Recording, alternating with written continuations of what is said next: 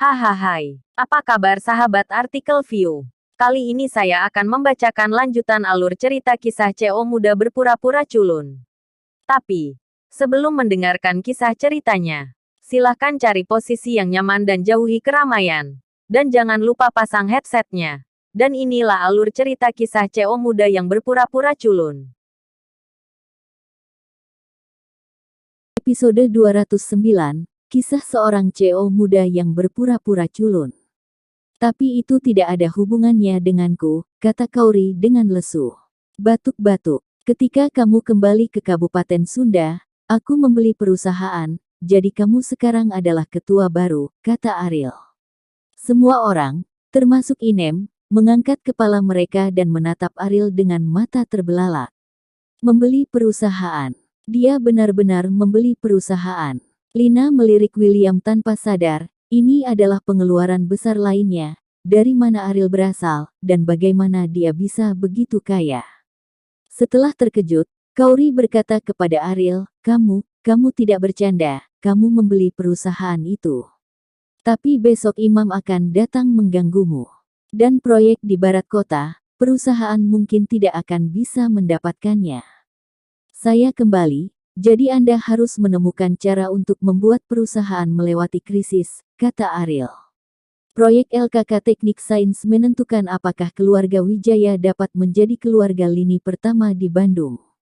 Pada awalnya, wanita tua itu putus asa, jadi dia menghadapi dilema ini, tetapi selama dia menemukan cara untuk menarik diri dari proyek LKK Tekno Sains dan menggunakan dana yang ada untuk mengembangkan saluran lain, singkirkan menjadi lini pertama dengan ambisi keluarga bangsawan, bukan berarti keluarga Wijaya tidak dapat bertahan dari krisis ini.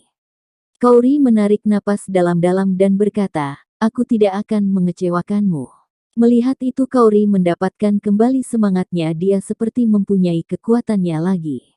Ariel tersenyum dan berkata, itu tidak mengecewakan atau mengecewakan. Selama itu membuatmu bahagia, aku bersedia melakukan apa saja. Kauri menundukkan kepalanya dengan pipi yang memerah.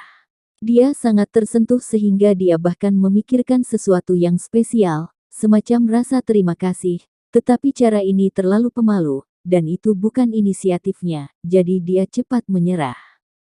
Lina memelototi William, matanya seolah berkata lihat Ariel. Untuk membuat Kauri bahagia, bahkan perusahaan telah diakuisisi, apalagi yang bisa Anda lakukan.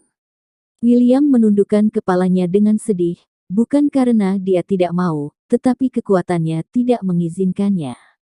Mengakuisisi perusahaan adalah banyak uang, bagaimana dia bisa mendapatkannya?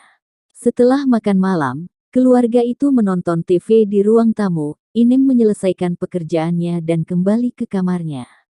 Ariel, Bibi Inem sepertinya memiliki sesuatu untuk dilakukan hari ini, apakah kamu ingin bertanya? Kauri mengingatkan Ariel. Ariel punya rencana seperti itu. Setelah mendengar apa yang dikatakan Kauri, dia berjalan menuju kamar Inem. Ketika dia mengetuk pintu, Inem buru-buru membuka pintu. Dia sedikit menundukkan kepalanya, jelas menyembunyikan ekspresinya, tetapi Ariel masih bisa melihat pipinya yang berlinang air mata. Bibi Inem, apa yang terjadi? Ariel bertanya pada Inem. Inem menggelengkan kepalanya dan berkata, tidak apa-apa, Ariel, Bibi Inem ingin mengundurkan diri. Mengundurkan diri. Ariel terkejut, dan Ariel tahu seperti apa Inem. Dia tidak bisa tidak puas dengan gajinya. Aku harap kamu bisa mengerti Bibi Inem. Inem menundukkan kepalanya dan berkata, maaf Ariel. Jika Anda tidak memberitahu saya apa yang terjadi, saya tidak akan menyetujui masalah ini, dan saya tidak akan memberikan gaji Anda. Nada bicara Ariel adalah dia mengatakan bahwa bisa membuat Inem mengundurkan diri jelas bukan masalah kecil, dan dia hanya memiliki seorang putri, masalah ini pasti terkait dengan putrinya. Inem mulai panik ketika dia mendengar ini. Dia harus bergantung pada Ariel untuk mendapatkan gajinya, untuk menemukan putrinya. Jika Ariel tidak memberikan gajinya, tidak ada gunanya dia mengundurkan diri. Ariel, aku tahu kamu orang baik, tapi aku tidak bisa meminta bantuanmu dalam segala hal. Kamu sudah cukup membantuku, kata Inem.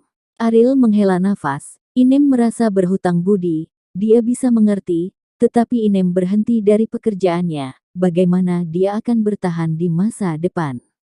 Bibi Inem, bisakah kamu membantunya dengan kemampuanmu? Jika kamu tidak memiliki pekerjaan, apa yang akan bibi dan anakmu makan di masa depan? Jika kamu merasa berhutang padaku, masak saja beberapa makanan enak lagi di masa depan, kata Ariel. Inem mengulurkan tangan dan menyeka air mata, tidak tahu harus berkata apa. Katakan padaku, ada apa? Ariel bertanya. Saya tidak tahu, tetapi saya baru saja mendengar dari Rianti. Sekolah memintanya untuk keluar, dan saya tidak punya waktu untuk memahami situasinya. Di telepon, dia terus menangis, dan saya sangat khawatir dengan situasinya. Kata Inem. Keluar. Inem telah mengatakan tentang Rianti berkali-kali, dan kata-katanya mengungkapkan bahwa Rianti rajin sekolah dan rajin belajar. Dia adalah gadis yang sangat baik, bagaimana dia bisa putus sekolah? Aku akan pergi ke sekolahnya besok, jangan khawatir tentang itu, kata Ariel. Terima kasih Ariel, kata bibi Inem penuh terima kasih. Ariel menepuk bahu Inem dan menghiburnya, jangan khawatir, semuanya akan baik-baik saja. Setelah menghibur Inem, Ariel kembali ke ruang tamu dan memberitahu Kaori masalah itu. Kaori juga setuju bahwa Ariel akan pergi ke sekolah Rianti besok.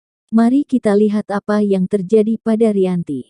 Adapun perusahaan, dia memberitahu Ariel untuk tidak khawatir, dia bisa menanganinya sendiri.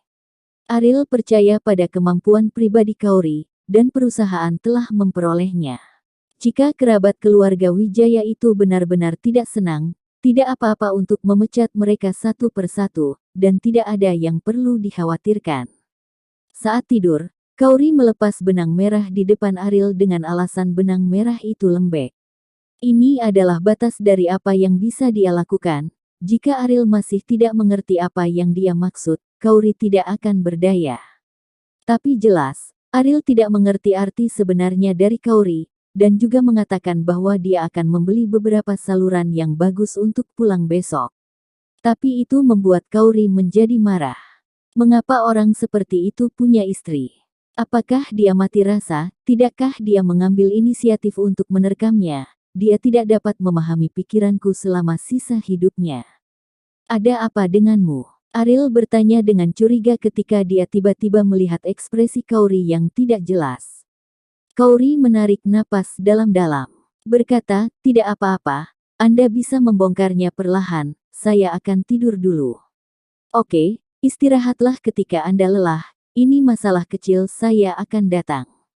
Ariel berkata sambil tersenyum. Kaori berbaring di tempat tidur dengan putus asa, ingin menutupi dirinya dengan bantal.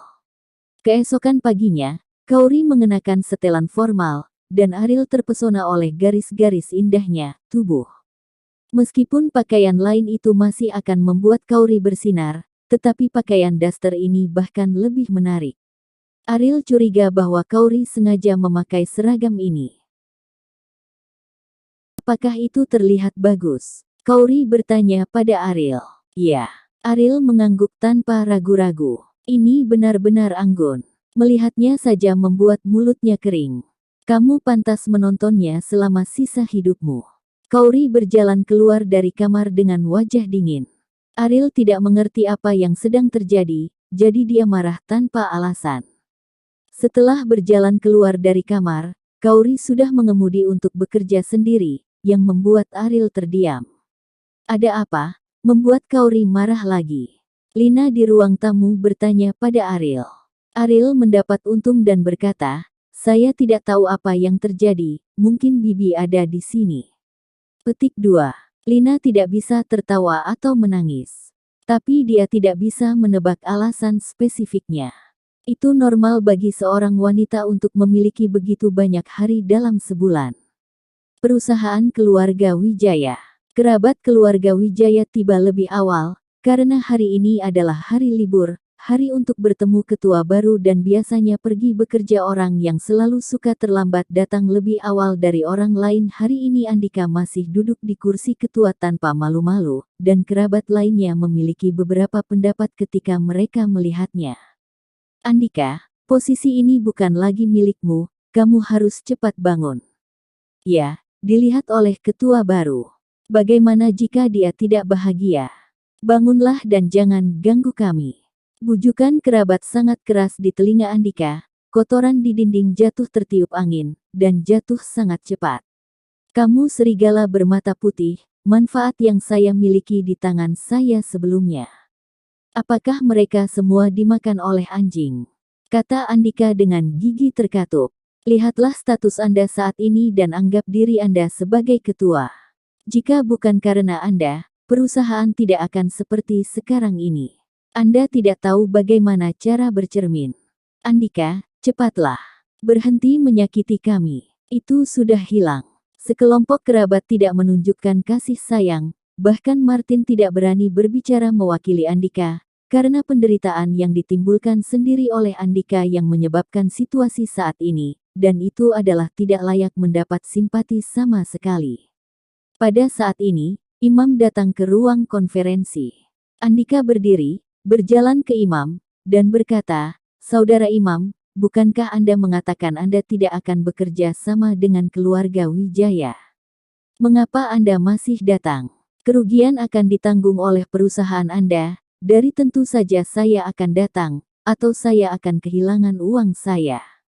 Mendengar ini, Andika tertawa, ini tidak membantu, itu akan memperburuk keadaan. Bersambung.